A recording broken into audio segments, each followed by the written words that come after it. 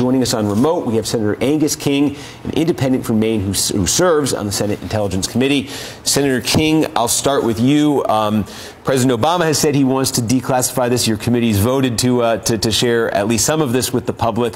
If you get your way, if that happens, if the public does get to see this summary, does get to see the conclusions, what do you think the biggest takeaway from this will be for the public when they get to see this? Well, Steve, I want to answer your question, but I got to make 3 quick points first. One is the context. People were afraid, and the atmosphere was very tense back in 2001.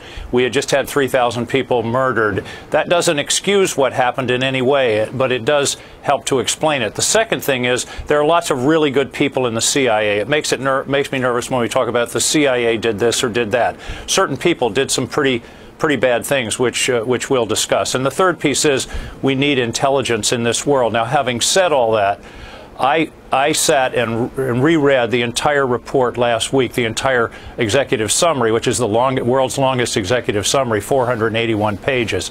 It's shocking, and frankly, I was stunned to hear that quote from Vice President Cheney just now. If he doesn't think that was torture, I would invite him anywhere in the United States to sit in a waterboard and go through what those people went through, one of them 100 and plus odd times.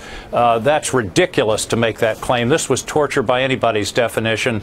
John McCain said it's torture, and I think he's in a better position to know that than Vice President Cheney. I was shocked at that statement that he just made, and to say that it was carefully managed and carefully everybody knew what was going on, that's absolute nonsense. If you go through the report, it's clear that the people that were doing this weren't being honest, even with their superiors at the White House, at the upper branches of the CIA, the Office of Legal Counsel, the Attorney General, the Congress of the United States, the National Security Advisor. That's one of the really bad things about this. What they did was bad, but then to misrepresent it the way they did throughout a number of years, that's what's really the worst thing. And then you move on from there to say, how can the Congress trust this agency that they're supposed to be overseeing if you have this history of repeated misrepresentation? So sorry to be sort of wound up on this, but I couldn't believe that quote from Vice President Cheney.